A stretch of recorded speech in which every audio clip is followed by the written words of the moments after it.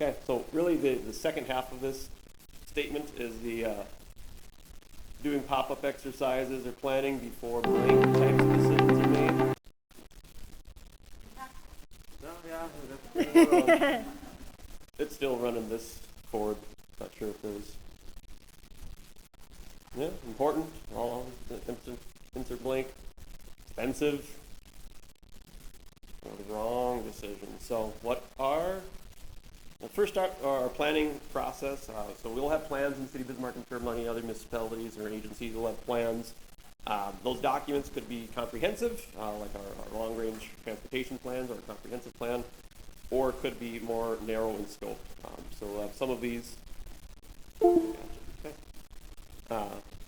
such as a downtown sub-area study or something along those lines that is more narrow in scope and potentially list some ideas to consider.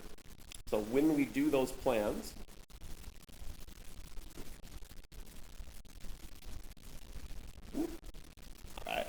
so we got a plan.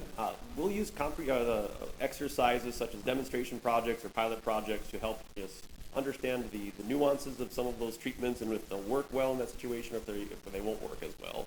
So we'll spend a lot of our time, today's discussion, on kind of the left side of this graph, on the demonstration and pilot projects. But in each of these, the goal would be to try them out, see if they have an interim design component, or maybe even implement them into a permanent installation. So a demonstration project would be the first type that we're talking about. Small scale, should not be an inexpensive type thing. It's meant to show the public and show you or agency potentially what this could look like. And it allows the public to test drive what that solution looks like. And then obviously the important part of all of this is then to receive input from that public as they're experiencing it.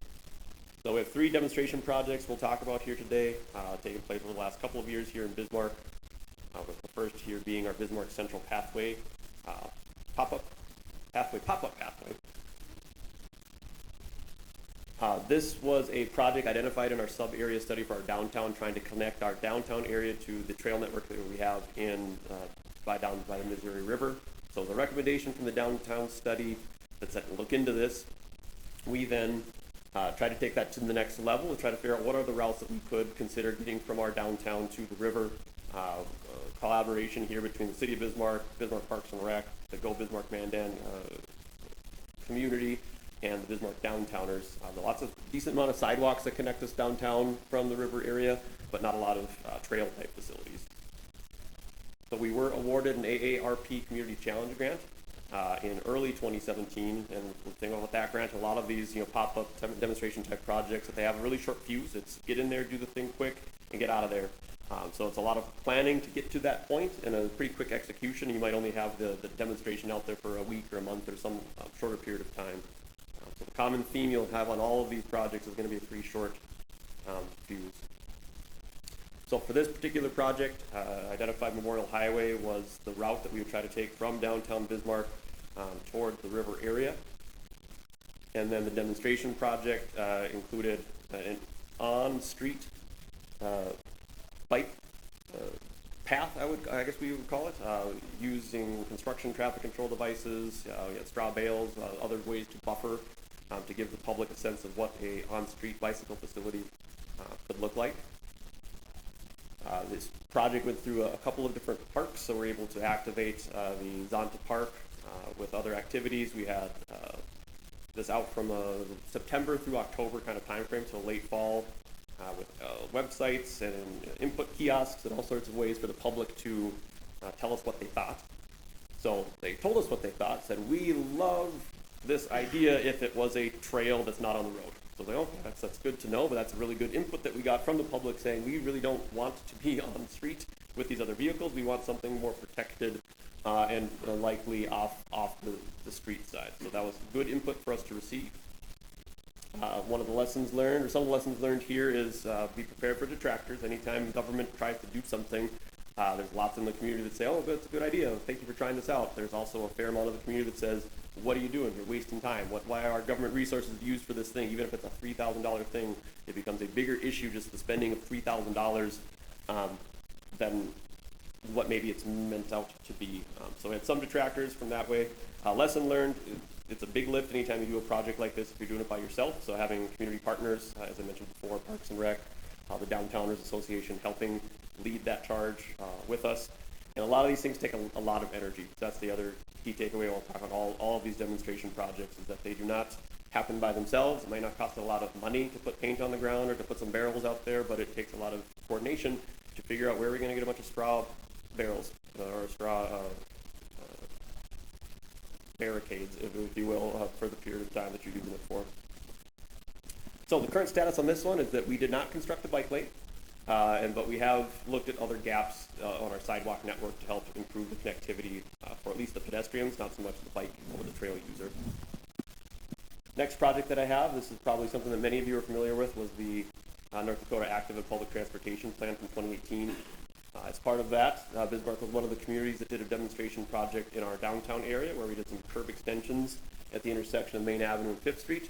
Once again, cost not a high number, but we were just $4,000 worth of tempera paint is all we were really dealing with.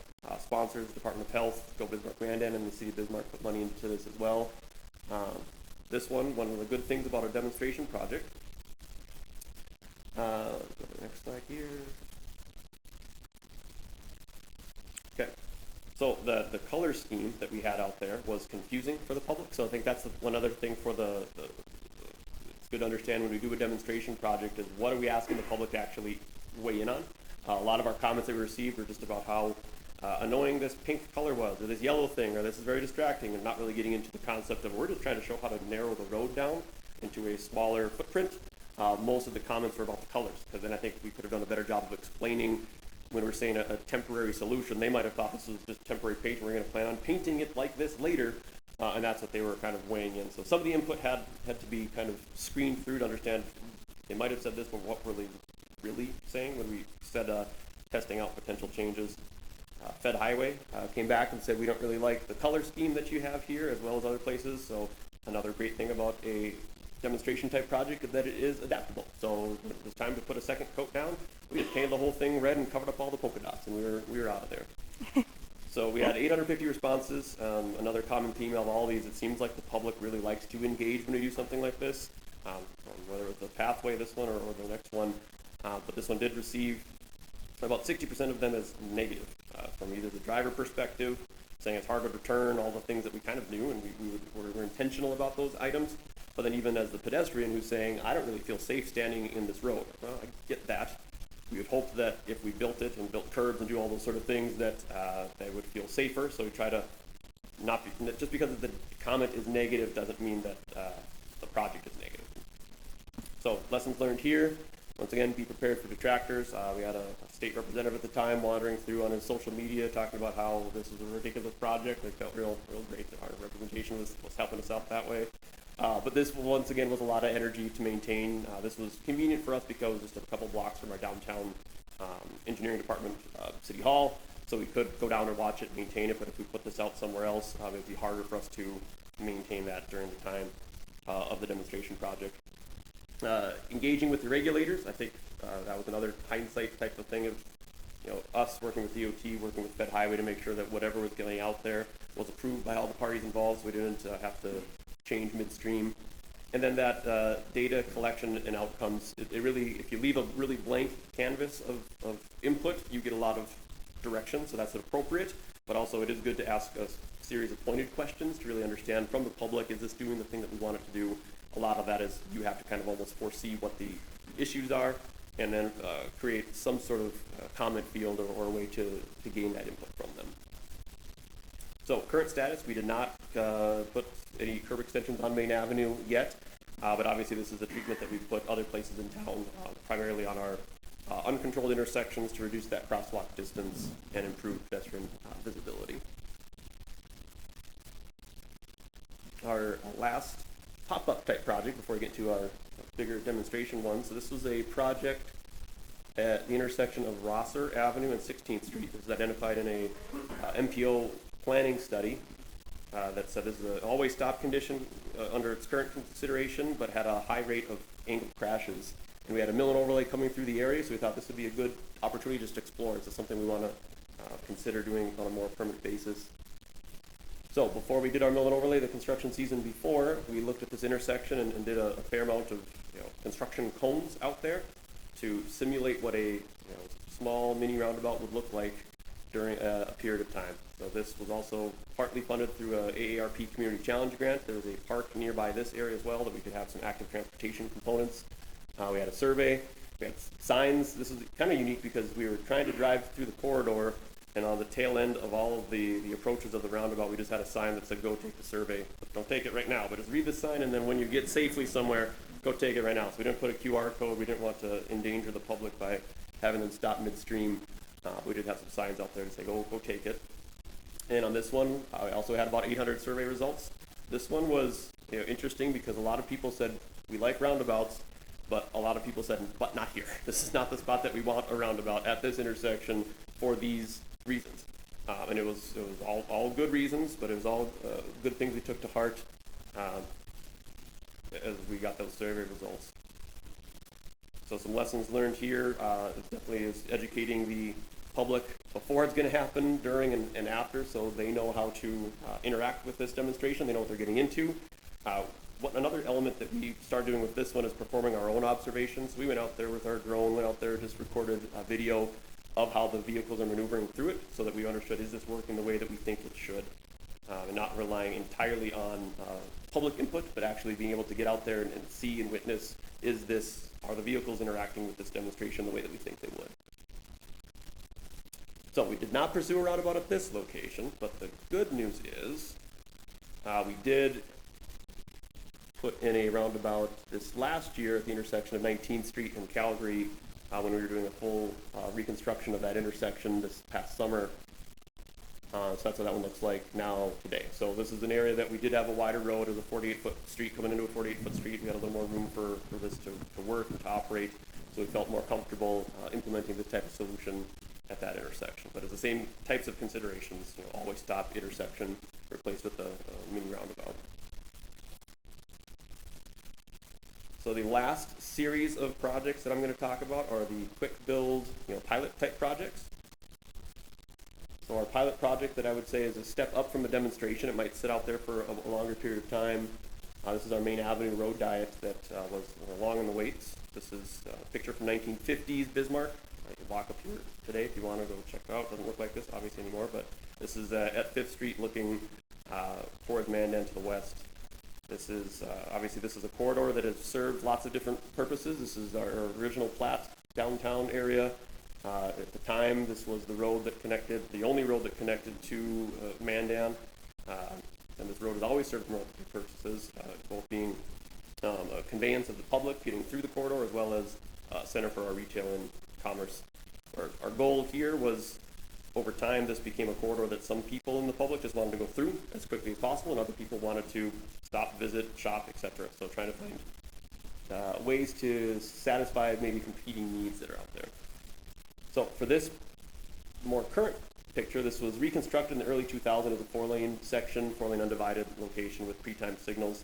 One of the recommendations in the downtown sub-area study from 2013 was to consider a road diet in this location. So we took that study's recommendation and then developed a pilot project where we wanted to understand what would this look like. We'll obliterate pavement marking lines, we'll paint new lines in, we'll change the lane designation sign. So it's definitely something higher scale and energy level than a demonstration project that you can probably take up and take down in a matter of a short period of time. This was one that we wanted to put up for about 3 months and understand how is it working, are we seeing a reduction in crashes. This is a way that we used to build support from the public and build support from the commission, that they didn't have to make the decision, the hard decision to say yes or no at the point. They were making the easy decision to say, let's try it out. So there's a way for us to get our commission to try something out here in 2016. So 2011 picture on the top showing the 4-lane. On the bottom is a picture from 2017 when we implemented the road diet, pilot project, where we put extension arms on the left turn heads. We left all the heads in place, and all the jointing obviously is was still jointed for a 4-lane section. So it did become problematic in less than ideal winter conditions where you really couldn't see where you're supposed to drive. So those heads were telling you something, but the pavement markings that are now covered in snow were telling you something else. So that did become problematic, and people reverted back to their original lane designations sometimes as they made their way through this corridor. So this was, the public support was split on this one. We had 180 comments for this particular project. Most of the support for those that were saying they want to go back to the 4-lane were ones that just wanted to be able to get through the corridor as quickly as possible. The ones that wanted the 3-lane liked the fact that you could park your car and not have to get ran over when you're trying to get out of your vehicle to go shopping or dining in our downtown areas. So this pilot project ended up leaving that a little longer than anticipated, actually left it out for 3 years. So it kind of was piloted for a longer period of time. The series of events happened that the urban grant program was started by the DOT at the same time that we're looking for funding to do this sort of more permanent improvement. So that delayed us then doing anything with our signal work because we now had a new funding source, and then kind of kicked off a DOT funded project to replace this infrastructure in a little bit different way. So we did extend our data collection, which did give us a longer period of time to look at the crash data, understand is this working. It wasn't just a 3-month blip, it was actually multiple years worth, which just gave us even more confidence to say this is the right decision for our community. Also allowed us to identify, we had a lot of crash reduction in where we thought it would, but then the transitions coming into and out of the corridor, we saw an uptake in crashes. So it gave us an opportunity to address that when we built the full build condition.